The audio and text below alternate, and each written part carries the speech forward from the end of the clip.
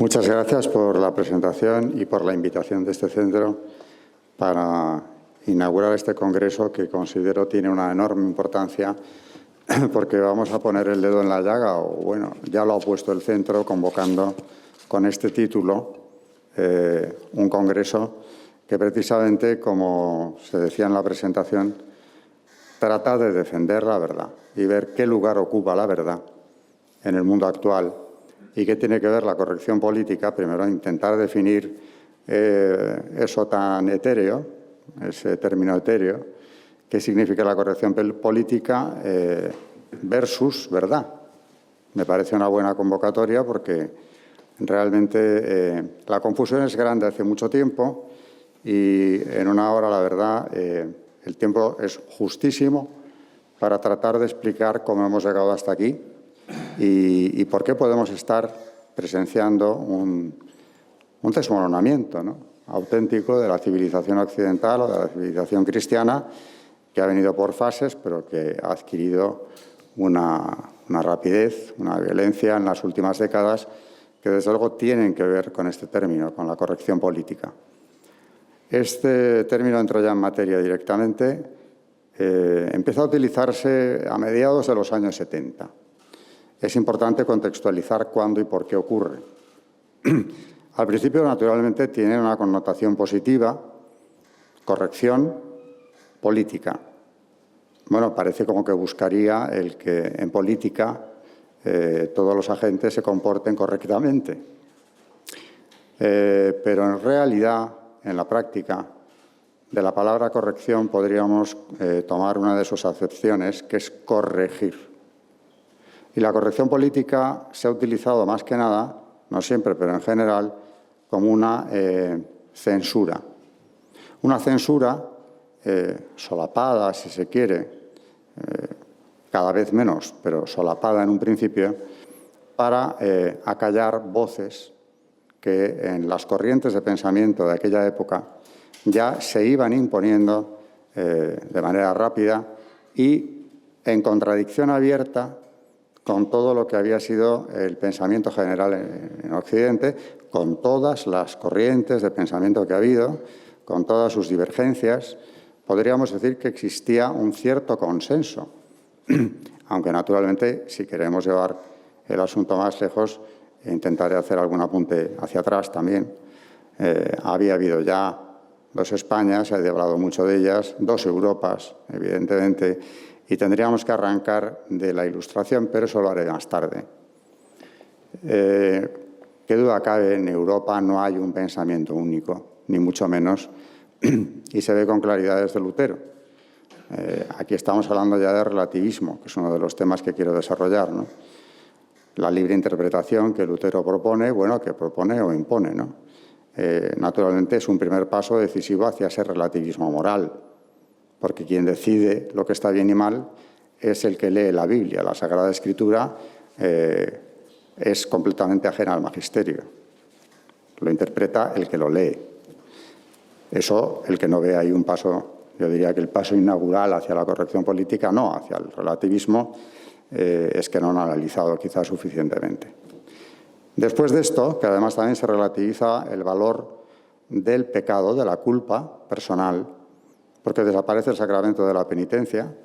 Por tanto, damos un paso importante en el sentido de que lo que hagamos tampoco tiene una repercusión tan grande porque no somos libres. Y no me quiero extender en Lutero demasiado, pero estamos condicionados por el pecado, no podemos obrar el bien. En ese contexto, Europa, desde el siglo XVI, más que reforma, y se habla siempre de ella, la reforma luterana, lo que vive es en una ruptura espiritual clarísima. Daríamos un salto importante y entonces entraríamos ya en un periodo distinto que no se explicaría sin esta primera ruptura del XVI, que es la Ilustración. La Ilustración hay que conocerla y en España se la conoce regular. Me voy a referir sobre todo a la que más peso ha tenido en la historia, que es la francesa, la inglesa también, pero especialmente la francesa. Y el que lea a cualquiera de los autores de la Ilustración francesa, a cualquiera de ellos, me da igual, podrá comprender enseguida que se dividen en dos grupos, los que son deístas y los que son ateos, abiertamente, sobre todo al final. y consideran que el hombre no tiene alma. Lametrie es un autor poco conocido en España, pero ya habla del hombre máquina, somos como animales. En definitiva, aquello que empezó en el 16, en el 18, con la Ilustración, se ha convertido ya en algo comúnmente aceptado en las élites intelectuales. Por eso, cuando hablamos de ideas enciclopedistas, estamos hablando de ideas revolucionarias y, sobre todo, anticristianas. Concretamente, anticatólicas. Y si no, pues a las fuentes me remito, y cualquiera que haya manejado un poco esa obra imposible de abarcar prácticamente, porque además es muy tediosa en muchos de sus voces, pero si vamos a las que importan, como Alma, Ateo, etcétera, veremos que lo que respira la enciclopedia es anticatolicismo. Y relativismo, por supuesto. Tampoco hay que olvidar, y lo mencionaré a lo largo de la conferencia, que hay una fecha clave en la historia de la humanidad y del relativismo y de la corrección política, que duda cabe, que es 1717. Es un año en torno al cual ocurren muchas cosas. En el 14 ha sido Utrecht, Tratado de Utrecht. Desaparece España como gran potencia europea, que no mundial, porque conserva las Indias, pero esa desaparición tendrá sus consecuencias. Desaparece Luis XIV, el Rey Sol, símbolo del absolutismo. Llega la dinastía de Hannover a Inglaterra precisamente por ser protestante, no por otros méritos. Han descartado a los católicos y para que no puedan volver al poder nunca, traen a una dinastía que tiene unos remotos, pero los tiene derechos al trono inglés, pero sobre todo se distingue por su protestantismo clarísimo.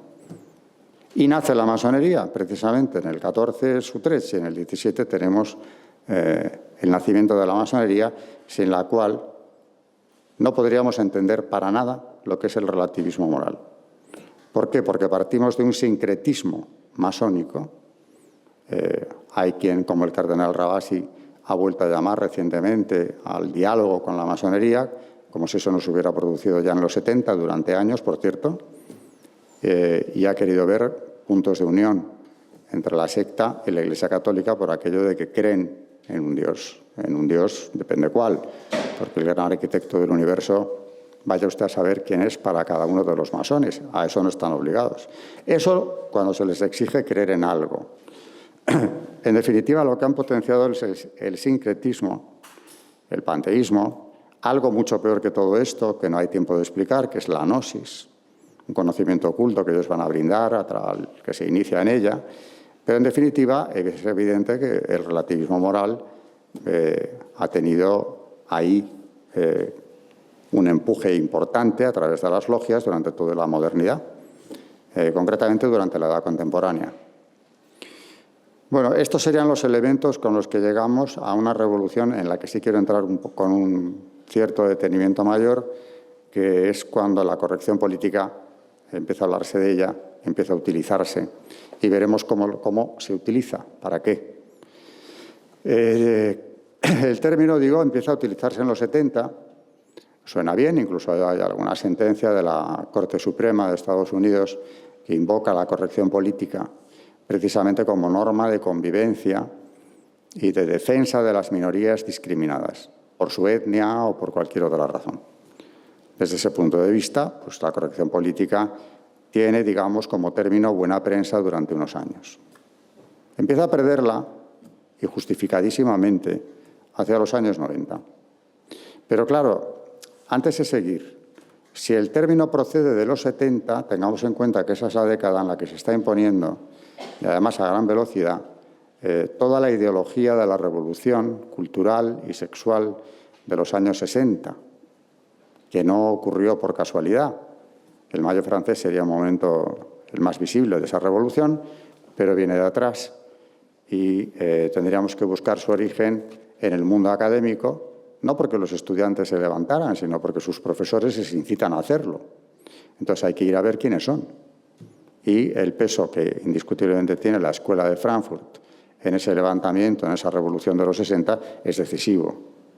Habría que destacar autores, sobre todo, como Marcuse, de la primera generación de esta escuela, y Habermas, de la segunda generación. No puedo hacer una disertación sobre dicha escuela, pero sí sobre puntos clave que se han quedado ya en Occidente para siempre y que forman parte del acervo cultural común de los europeos, de los americanos, en una medida importante. No de todos, gracias a Dios. Lo que sostienen estos profesores, que gozaron de un prestigio enorme, tanto en América, donde enseñaba Marcuse, en las universidades de mayor prestigio, como Habermas, que enseña en Europa. Son ídolos de sus estudiantes. ¿Y a qué les llaman? A la revuelta. A la revuelta contra todo lo establecido. ¿Por qué? Pues porque esta escuela de Frankfurt recoge varias corrientes terriblemente disolventes. Neomarxismo, porque no son marxistas de una forma abierta, aunque han tomado del marxismo elementos clave. Por otro lado, tienen una vena anarquista, que en Marcuse es muy evidente, hay que demoler todo lo existente para hacer un hombre libre, un hombre feliz. Y todos ellos siguen el pensamiento de Freud, que en los años 50 y 60 adquiere un predicamento como no había tenido nunca antes. ¿Y qué es lo que destacan de él? Pues concretamente la visión de un hombre reprimido, es más, la visión de un hombre que por ser racional se autocensura y con ello se condena a la infelicidad. Si llegamos al extremo de negar la razón como un atributo positivo del hombre, sino como algo que nos acompaña para hacernos desgraciados, en realidad para impedirnos un desarrollo pleno de nuestras capacidades, de nuestra personalidad, yo creo que no es necesario glosar demasiado lo que esta idea contiene, pero es esta idea la que toman los profesores de la Universidad de la Escuela de Frankfurt.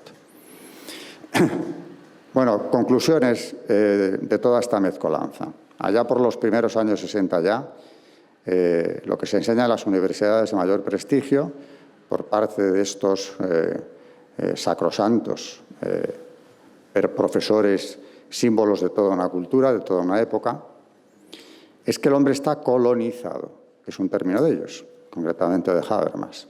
¿Quién lo ha colonizado? Colonizado es un término equiparable a esclavizado y explotado, ¿no?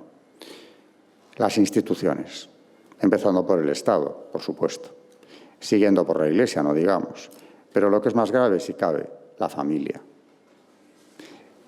Luego, si mezclamos a Freud, que nos llama a vivir el placer como único medio de liberación, es decir, lo que nos libera es el placer satisfecho, pero el placer en sí mismo, no con sus consecuencias.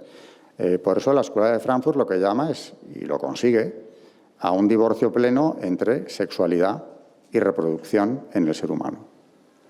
La sexualidad, el placer, estamos ya en una sociedad hedonista en los años 50, en los 60 más, el placer sexual es algo que es un bien en sí mismo, es el bien supremo.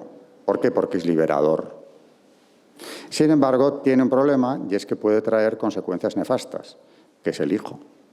El hijo es un colonizador, porque al fin y al cabo viene a crear unos vínculos, unas obligaciones, unas cargas en estos seres que pretenden ser libres y vivir plenamente su sexualidad y alcanzar el placer, liberándose de este modo de sus taras, prejuicios complejos, etcétera, etcétera. Ahí nos iríamos al psicoanálisis a Freud, del que, como digo, por cierto, la Escuela de Frankfurt toma lo que le interesa más. Bueno, si partimos de estas premisas, que podríamos resumir en búsqueda del placer sin responsabilidades, sin compromiso, sin consecuencias, como una vía de realización. Si partimos de esto, podremos comprender por qué en los 60, cuando triunfa la revolución ya a finales de la década, en el 68, viene a partir de ahí toda una revolución, yo diría que la más importante que se ha dado en la modernidad. No se hubiera dado esta revolución sin la francesa, no se hubiera dado sin la revolución rusa, sin el triunfo del marxismo. Al fin y al cabo todos son deudores de la francesa, de esa ilustración relativista, masónica, en el sentido más extenso de la palabra. Pero el caso es que esta, la de los 60, viene a dar forma ya cumplida a una ideología que nunca había mostrado un rostro tan peligroso, tan disolvente con a la vez un aspecto tan amable. La corrección política es esto, es la mordaza que los que siguen esta ideología imponen a quienes no quieren seguirla, o no del todo, por aquello de que es discriminatorio que se opongan a lo que ellos sostienen. Siendo así que estos revolucionarios de los años 60 son terriblemente agresivos y no tienen límites. Por ejemplo, no quiero acabar esta pequeña digresión sobre los 60 sin mencionar a Cohn-Bendit, Daniel Cohn-Bendit, que es el Daniel Rojo, el líder del Mayo francés. Es un hombre que escribe, y ahí quedan los libros, un libro terrible llamado El Gran Bazar, donde defiende la pederastia y explica cómo él la practicaba con sus alumnos cuando era monitor de una escuela de primera enseñanza. Ahí está, y no quiero repetir las palabras, que son verdaderamente repugnantes. No lo ha podido negar, porque el libro se publicó y se reeditó. Pero se recuperó, digamos, en los años 80, 90, cuando ya no estaba tan bien vista la pederastia, porque había habido casos ya muy notorios, ya tenía peor reputación, pero era como un símbolo de libertad. ¿Por qué no llegar hasta ahí si realmente el niño quiere? Aquí bastaría con el consentimiento del sujeto, aunque sea menor de edad. Bueno, él luego se excusó diciendo que realmente él no había hecho aquellas cosas, pero que lo escribió en su momento para provocar, que es lo que él buscaba, épater le bourgeois, provocar al burgués, sacarle de sus casillas, llamarle la atención sobre que la libertad estaba siendo pisoteada sistemáticamente. Bueno, hizo lo que hizo y ahí queda. Si un líder, que luego, por cierto, muy aburguesado, llegó a ser teniente de alcalde en Frankfurt, eurodiputado más tarde, como no, en el Grupo Verde, con los verdes. Si un personaje como este no ha pagado ningún precio por aquello, por lo que dijo, por lo que hizo en su momento, estamos ante un ejemplo clarísimo de lo que es la corrección política. Con estos gurús de la revolución sexual de los 60 uno no se mete. Sería políticamente incorrecto, porque estaríamos discriminando a unas minorías que le siguen y que piensan como él. Cuando cae el comunismo, que para estos grandes personajes de la revolución de los 60 no deja de ser un desastre, porque se ha comprobado con la caída de la Unión... Bueno, el comunismo no cae, cae la Unión Soviética. Y los países satélites que dependían de ella también se van independizando. Parecería que la Guerra Fría ha acabado, que las ideas de Marx han fracasado y que, por lo tanto, podemos pasar a una etapa nueva, digamos que pacífica, de distensión absoluta, porque ya no hay esa amenaza. Pero no es cierto, el marxismo no acabó, no ha acabado nunca. El marxismo estaba ya en Occidente, a través, naturalmente, de esta revolución de los 60 y a través de los partidos políticos que, por muy eurocomunistas que se denominen en estas décadas, siguen defendiendo en buena parte el ideario marxista y sustituyen la lucha de clases por la de sexos. El feminismo radical viene del marxismo y va a ser utilizado por los revolucionarios de los 60 también como un arma arrojadiza. Damos un salto, ha caído la Unión Soviética, ha caído ese mundo, ese bloque comunista, nos situamos ya en los 90. Y en los 90 la corrección política adquiere ya una importancia decisiva y el término ya también empieza a ser cuestionado, porque no todo el mundo ha perdido la lucidez, por mucho que se admire el movimiento estudiantil de los 60 o lo que hay detrás de él. Y claro, se dan cuenta y empiezan a escribir, algunos autores, periodistas, incluso algunos políticos, ridiculizando el término de corrección política y calificándolo de lo que realmente es la mordaza que estos revolucionarios, los autores de la más revolucionaria, de la más profunda de las revoluciones, utilizan para amordazar al contrario, para aquello de las minorías. Bueno, el término se cuestiona, ya no tiene una connotación tan positiva como en los 70, no la tiene, aunque se sigue utilizando. Pero es que en los 90 nos encontramos con que cuando ya creíamos que podíamos descansar tranquilos, finalizada la Guerra Fría y las amenazas que conllevaba, nos encontramos con que aparece un nuevo fenómeno, tan preocupante o más en otros aspectos, si se quiere, como la propia Guerra Fría, que son las cumbres de las Naciones Unidas de los años 90, con las cuales se enfrentó abiertamente San Juan Pablo II, porque sabía que lo que estaba en juego ya en esas cumbres es lo que Naciones Unidas, apoyada frecuentemente el organismo según qué administración gobierne los Estados Unidos. Por ejemplo, en el caso de Clinton, apoyados 100%. Convocan estas cumbres siempre buscando un lenguaje engañoso en positivo. Por ejemplo, en el 94 pues tenemos la cumbre de población y desarrollo. Qué bien suena. Parece que se van a ocupar precisamente de que la población goce de bienestar, ¿no? Se supone. Y que se desarrolle debidamente. Pues no, ni lo uno ni lo otro.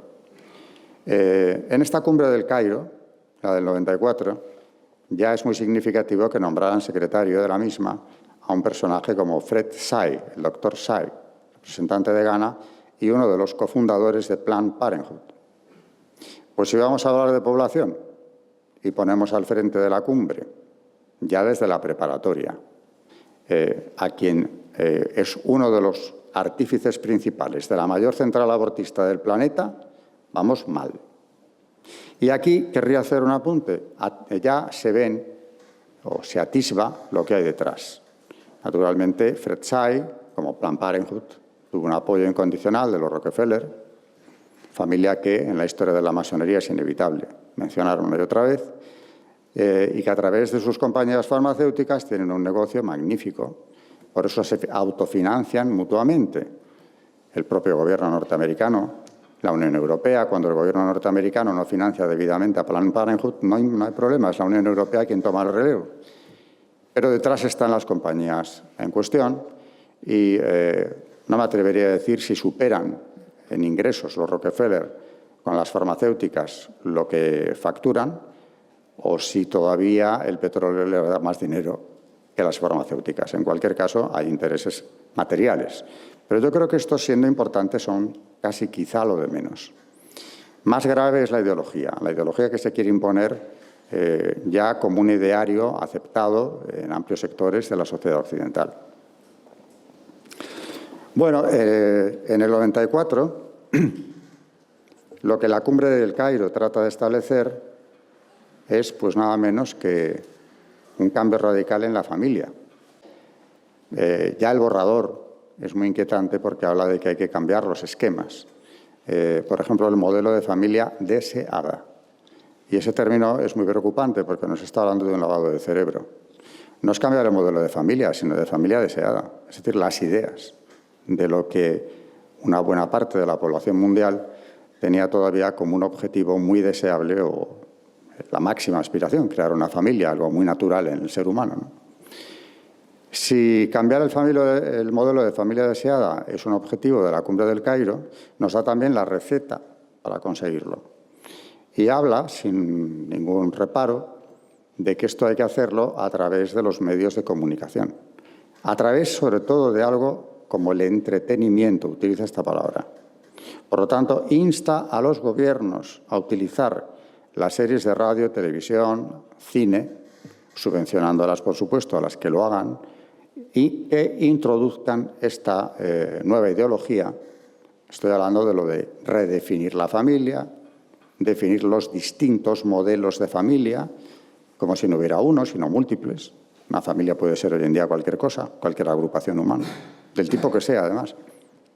Pero entonces no. Hasta los 90, más o menos, teníamos todos una idea más o menos, cercana, parecida de lo que la familia es, que es la verdadera.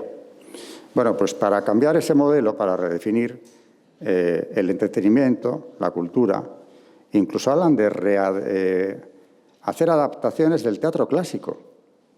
Claro, ahí me explico yo por qué he llegado a ver pornografía en el teatro español cuando iba a ver a Tirso de Molina. Digo, pero ¿y esto qué tiene que ver con El Burlador de Sevilla? ¿Pero qué estamos viendo aquí? Pues estamos viendo una readaptación en términos contrarios a lo que el autor quería de un clásico del teatro español. Eso está en el Cairo. Naturalmente, Juan Pablo II sabe perfectamente lo que ocurre. Clinton se volcó en apoyar la cumbre del Cairo.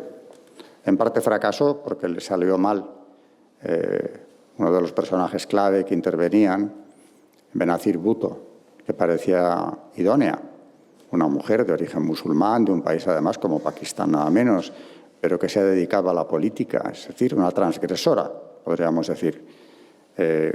Tenía que intervenir ya en la sesión inaugural y rompió los esquemas de los asistentes, sobre todo de los que apoyaban esto. Hay que decir que todo el conglomerado onusiano está formado por un conjunto de fundaciones, ONGs, etcétera, que participan imponiendo criterios de todas estas decisiones. Y cuando ella tomó la palabra dijo, la vida es sagrada. Si no partimos de esto, la cumbre no tiene ningún sentido. Y además denuncia que ha visto en el borrador algunos aspectos inquietantes, como son el fomento del aborto, porque al hablar de población naturalmente se hablaba de cómo controlarla y disminuirla, a poder ser desde una óptica plenamente malthusiana. Ella lo denuncia, pero se hizo el silencio. También habla de la prostitución como algo que se está potenciando. Se adelantaba a los tiempos, porque el año pasado la doctora Mofoken, que es la relatora para la salud de Naciones Unidas, publica un artículo, una doctora sudafricana, que se ha implicado en el aborto durante una década entera, un artículo que ya no me voy a meter en él, pero el título es ¿Por qué considero digno el trabajo sexual? La prostitución. Eso es lo que tenemos en los organismos internacionales desde hace muchos años, solo que siempre permanece como en la penumbra. Bueno, Juan Pablo II lo denunció. Clinton dijo que no estaba en guerra con el Vaticano en aquel momento porque los obispos norteamericanos publicaron entonces un documento de rechazo absoluto de esta cumbre y, sobre todo, de que fuera su gobierno quien estuviera defendiendo aquello. Juan Pablo II dedicó los Ángelus del sábado, brevísimos discursos donde condenaba el ataque a la familia que se estaba sufriendo en Pekín, pero aprendió cómo defenderse y al año siguiente, como la agenda de Pekín no pudo cumplirse exactamente como que se quería, pues la cumbre del Cairo no se había cumplido como se buscaba, fueron a Pekín. Un año más tarde tenemos la cumbre de Pekín, a la cual el Papa envía en su delegación al frente de la misma pues a una señora, si es la cumbre de la mujer, que en este caso era la mujer, una profesora de Harvard, Mary Ann Glendon, que es una experta en derechos humanos, porque como sostenía Juan Pablo II, aquí ya solo se trata de hablar de derechos humanos. Ya no son ideologías, son derechos humanos básicos los que están en juego. Y allí fue. Pero el día antes de partir hacia la cumbre, Juan Pablo II, reunido con ella y posteriormente con Navarro Valls, manifiesta su preocupación y les dice, ellos también están preocupadísimos de los derroteros que aquello sigue, y les dice, hay que rezar más. Por supuesto, esto no lo olvidemos nunca y nosotros como católicos menos, ¿no? Porque no hay arma como esa. Pero añade, si algo va mal, busquen refugio en el pueblo. Frase inquietante. Esto lo cuenta su biógrafo, para quien quiera investigar en ello, George Beigel, en la biografía de Juan Pablo II, Testigo de Esperanza.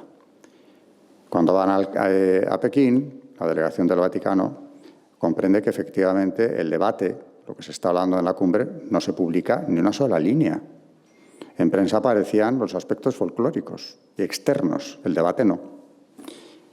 Luego decidieron que el consejo de Juan Pablo II era acudir al pueblo, para lo cual redactaron un documento que era un simple folio, nada más, que a través de fax, que era muy primitivo todo entonces, ¿no? Hablo del 95, pasaron a las principales agencias informativas del mundo. Algunas no quisieron publicarlo, la mayoría sí.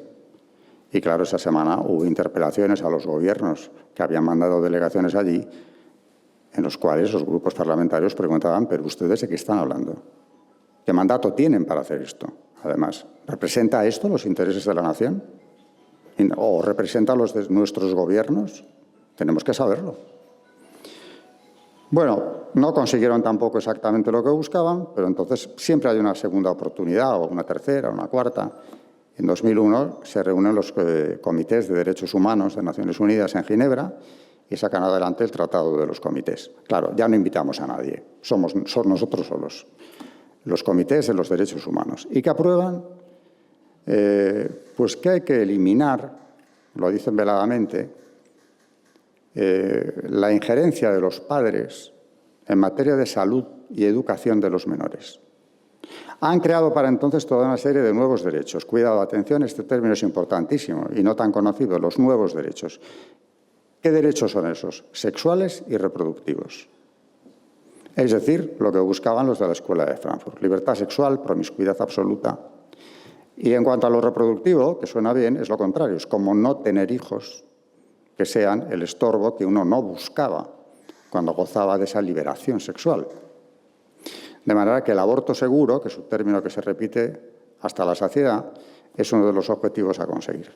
¿Por qué hablo de todo esto?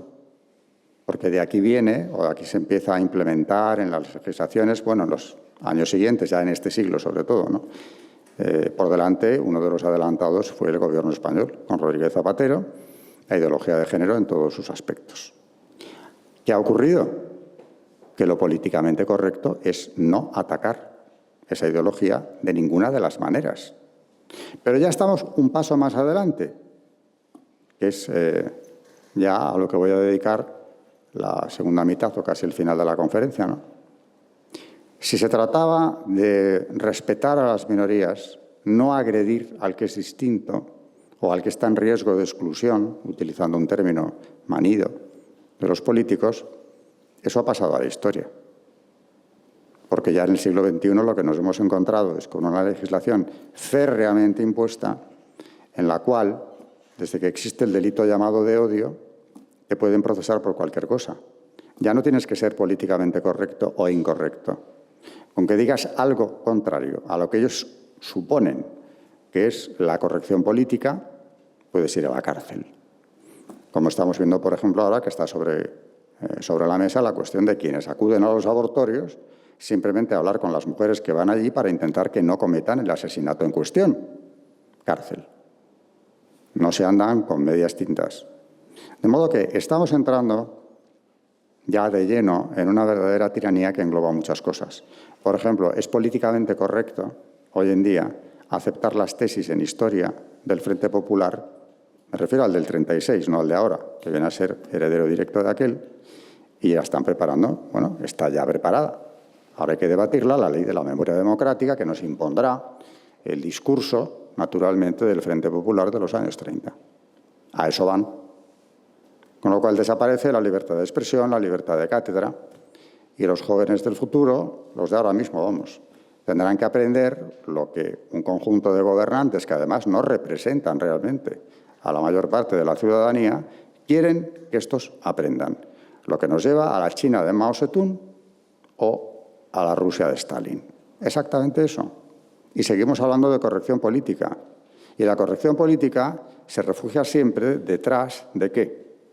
De la democracia, la tolerancia, etcétera. Ley de memoria democrática se llama a la que quiere ser exactamente lo contrario a lo democrático. Bueno, terminada esta exposición que he pretendido hacer de lo que es la corrección política y para qué se está utilizando, con todos los riesgos que tenemos delante, y vuelvo a hablar como católico, y estoy hablando de la Asociación Católica de Propagandistas, pues no nos queda otra que mantenernos firmes porque no podemos entrar por ciertos aros. Eso creo que todos lo tenemos claro. Voy a utilizar para acabar algunos párrafos del Magisterio Pontificio de los papas que ya tuvieron que enfrentarse con estas realidades. Concretamente, Juan Pablo II viene avisando antes de que Benedicto XVI acuñe el término ya que ha pasado a la historia, ¿no?, de dictadura del relativismo. Eso ya no es corrección política, es una dictadura. Pero es que ya antes de esto, en Centesimus Annus, Juan Pablo II, en el 91, es decir, no habíamos entrado en este siglo donde la situación ya es candente, ¿no?, dice algo que conviene recordar y tener muy presente para defender precisamente nuestras posiciones, porque son las que estamos defendiendo, y con ellas la verdad. Hoy se tiende a afirmar que el agnosticismo y el relativismo escéptico son la filosofía y la actitud fundamental correspondientes a las formas políticas democráticas, y que cuantos están convencidos de conocer la verdad y se adhieren a ella con firmeza, no son fiables desde el punto de vista democrático, al no aceptar que la verdad sea determinada por la mayoría o que sea variable según los diversos equilibrios políticos. Es decir, la verdad no existe. Esto no es nada nuevo. Ya hoy lo he dicho. Esto viene de la Ilustración. Rousseau dice exactamente lo mismo. Lo que vale son los acuerdos. Puesto que la naturaleza no da frutos, nos quedan solamente los acuerdos como fuente de legitimidad. El primer presidente de la UNESCO, Julian Huxley, escribe en el año 47: nada hay inmutable o eterno en ética. Hay que añadir que el señor Huxley era eugenista, por cierto. Esto tiene que ver con una asignatura que es clave y que se ha mencionado aquí, precisamente en la presentación, que es doctrina social de la Iglesia, hoy gravemente amenazada como asignatura. Tenemos tratados en la misma, yo los he impartido hasta el año pasado, como son matrimonio y familia o bioética, que ya veremos hasta qué punto, hasta qué momento nos van a permitir seguir impartiéndola. No sé si alguno se ha hecho esta reflexión, supongo que sí, porque es que mis alumnos me las han hecho en clase. Pero esto que dice la doctrina es contrario completamente a la ley, ¿no?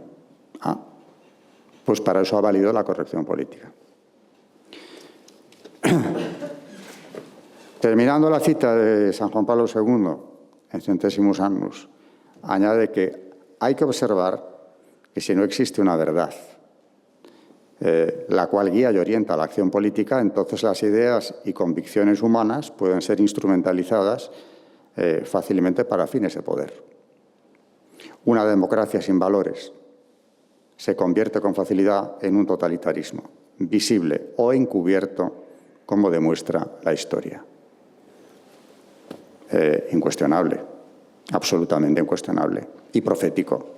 Porque si aquello ya era así en el 91, no digamos la situación actual o en los años siguientes, lo que llevamos de siglo, cómo se ha ido viendo que aquello era profético y clarividente al máximo.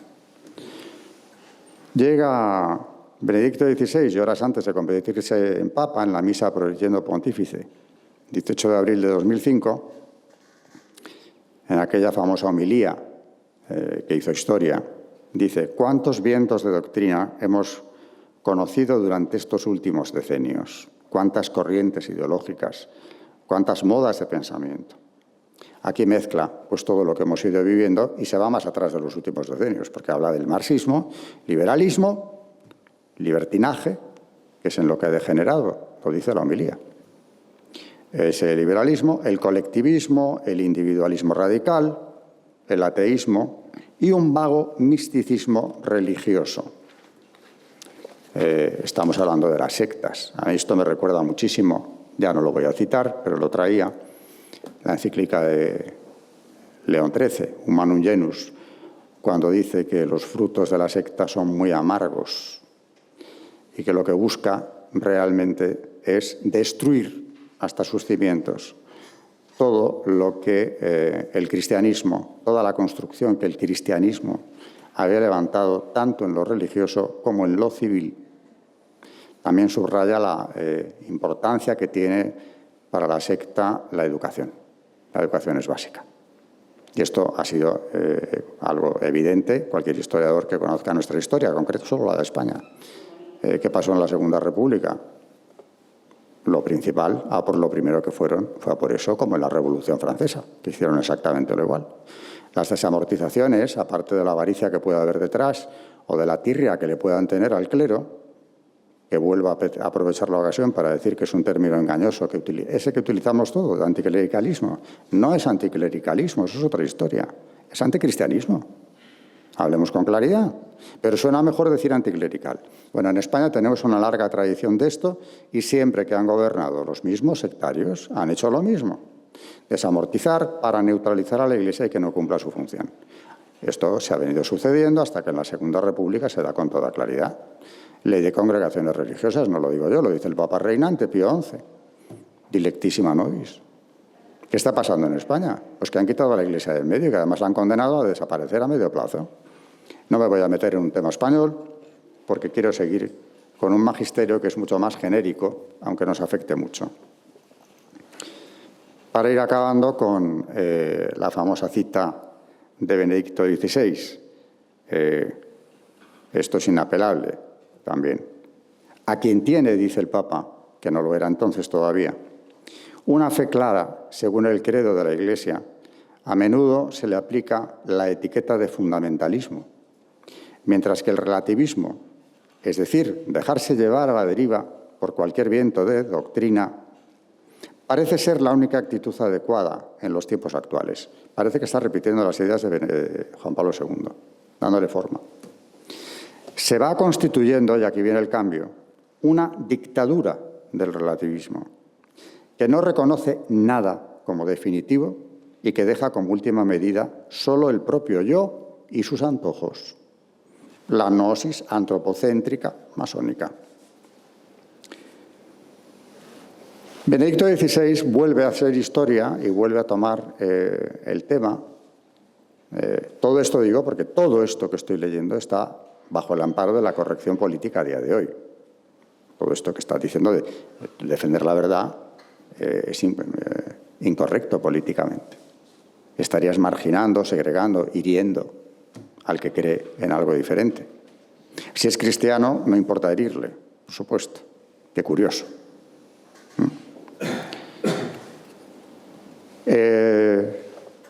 En la última biografía autorizada de Benedicto XVI, que se llama así, Benedicto XVI, Una vida, de Peter Sewell, el Papa, cualquiera que haya leído el libro, sabe que acaba con una breve entrevista en la que el Papa emérito dice que habla ya de una cosa mucho más descarnada, mucho más brutal, pero que es verdad.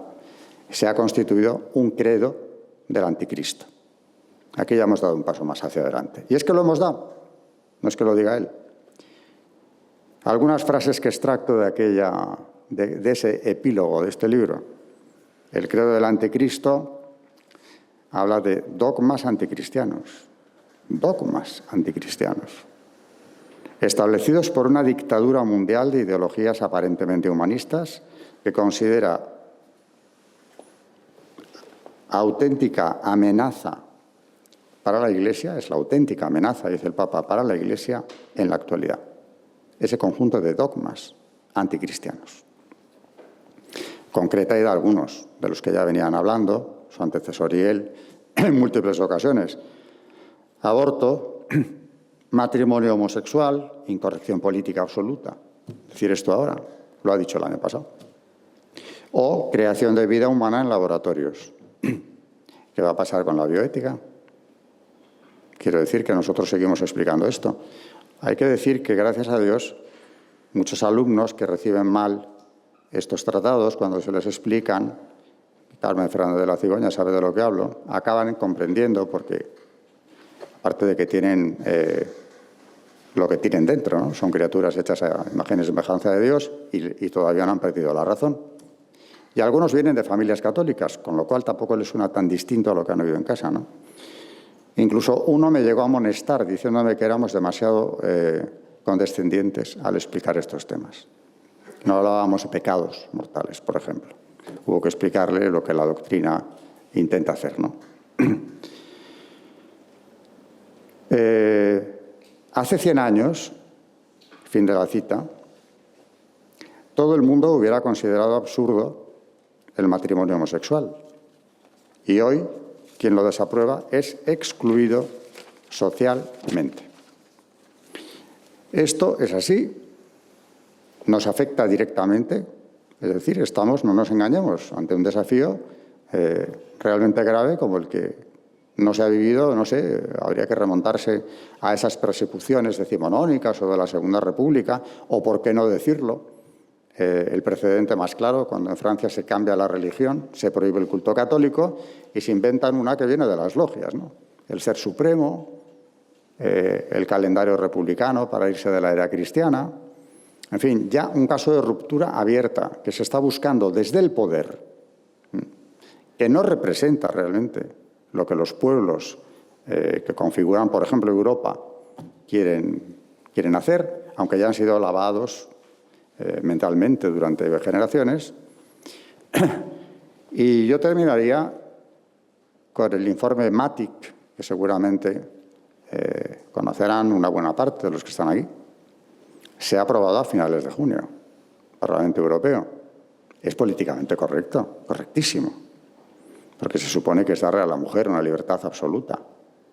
Siempre estamos con lo mismo, la libertad. Y si es de la mujer, más, es más sagrada, porque es una minoría oprimida. Lo que han hecho es declarar una guerra de sexos, como dije antes. El informe Matic, que lleva el nombre, tristemente, de ese diputado croata que lo llevó al Parlamento y lo defendió allí, se aprobó no por una mayoría amplísima, pero sí que con mayoría clara, y establece dos cosas. Algo por lo que vienen luchando hace mucho tiempo, que es el derecho al aborto como derecho universal. Ni supuestos, ni plazos, ni nada. La mujer que quiere abortar no tiene por qué explicar absolutamente nada, y aunque esté de 9 meses, tampoco. Es decir, que el asesinato es legal. Bueno, eso ocurre ya en el estado de Nueva York, concretamente. Por otro lado, también el informe Matic contempla la abolición de la objeción de conciencia.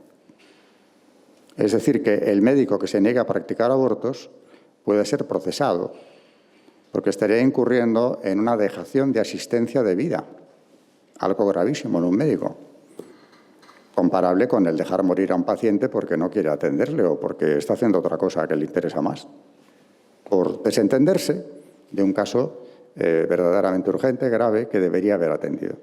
Se le puede procesar.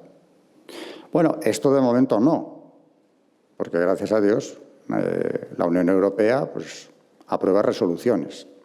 Pero mal asunto es que apruebe resoluciones, porque estas resoluciones, por experiencia veo que tarde o temprano, muchas de ellas al menos, acaban siendo implantadas en las legislaciones nacionales. Esto es la corrección política. Ha servido para todo esto. Atacar esto es ser políticamente incorrecto ahora mismo. También hay que acabar con un mensaje de esperanza, porque gracias a Dios yo veo focos de resistencia importantes, tanto en Europa como en América. Aparte del grupo de Visegrado que se niega a pasar por este aro y por eso ha sufrido todas las sanciones que lleva sufridas, especialmente Hungría, pero no solo ella. En América veo una resistencia clara, no digo en Hispanoamérica, con quien he tenido bastante contacto en el año pasado, en este último año, sino también en Norteamérica. No olvidemos el ejemplo de Texas. Vamos a ver cómo termina aquello. Porque está la Corte Suprema, hay 13 estados que han aprobado lo mismo. ¿Quién nos lo iba a decir? Que fueran norteamericanos. No es el aborto cero que tenemos que buscar, pero sí es el dejarlo limitado al momento en el que late el corazón. Ya había ser humano, pero bueno, por lo menos es dejarlo reducido a una expresión muchísimo más reducida que lo que otros estados han ido aprobando y quieren aprobar, ¿no? Luego, ahí hay una esperanza. Aparte de todo, yo creo que el discurso que hizo el gobernador Abbott el día que firmaba esta ley merecería ser enmarcado, porque habla del creador, dueño de la vida. No somos nosotros los dueños de la misma. Y en eso basa precisamente la defensa de esta ley. No habla de otras antropologías ni trata de buscar la dignidad del hombre en otros argumentos más que en la relación que tiene del creador directamente. Bueno, qué duda cabe, siempre acabo igual, pero es que es así, ¿no? Ya sabemos quién ha ganado esta batalla, porque estamos hablando del combate espiritual. Esto empezó con el pecado original, ya ha tenido altibajos, pero es una batalla que no va a terminar más que con nuestra propia historia. Hasta entonces la vamos a tener, pero no se puede abandonar el buen combate. Yo creo que eso también lo tenemos claro, tenemos que tenerlo y asumir las consecuencias de lo que tengamos que defender. Y en este caso estamos llegando al límite de lo que tenemos que defender con mayor interés, con mayor urgencia. Porque estos son los derechos del hombre, pero son también los derechos de Dios, que es el creador de todo lo que estamos viendo. Y es la única fuente de dignidad real que tenemos los seres humanos. No diré el nombre, pero alguien me decía, bueno, ¿para qué decir en qué ámbito? Sorprendentemente, que había que buscar argumentos a favor de la dignidad humana prescindiendo de Dios. Le respondí lo que voy a decir a continuación, y es que si lo hacemos, dejaremos al hombre reducido a algo así como el simio más inteligente, ¿no? El que ha llegado más lejos en su desarrollo. Si le desvinculamos de su creador, no tendrá nunca la dignidad que tiene ni de lejos. La dignidad no puede venir del grado de evolución de una especie. Claro, para Huxley sí, porque era eugenista. Luego, no tenía ningún problema en verlo de este modo. Nosotros no lo vemos así. Pero es que no es así, no es que lo veamos, es que es así. Yo tengo la firme convicción de que nuestra dignidad viene de donde viene, como explicamos todavía mientras nos dejen a nuestros alumnos. Y con esto acabo. Yo creo que no todo el manual está en peligro, pero que hay tratados del mismo que lo están. Es evidente y creo que hay que adelantarse a esto, como sea, y buscar los instrumentos que se puedan, porque lo que no podemos hacer es decir que damos una asignatura de doctrina social de la Iglesia, evitando, para mí, los dos tratados principales que hay en el manual. Porque si nuestros alumnos salieran de la universidad sin tener claro lo que es un ser humano y de dónde vienen sus atributos, de dónde viene su dignidad, no sirve de nada haberles explicado lo que la Iglesia ha dicho en temas como economía, por ejemplo, que puede molestar menos, o en otros campos, ¿no? Si no entienden lo que es jugar con la vida humana en un laboratorio, me refiero al Tratado de la Bioética, tampoco sé hasta qué punto merece la pena. No podemos negociar eso. Ese depósito no lo podemos tocar. Creo que se ha hecho muy bien el trabajo en el CEU. Yo he visto verdaderamente casos de conversiones de alumnos en el CEU. Me consta que en otras universidades que deberían hacer lo mismo y que dicen impartir doctrina social de la Iglesia hacen otra cosa. No dan doctrina social de la Iglesia, dan yo qué sé qué.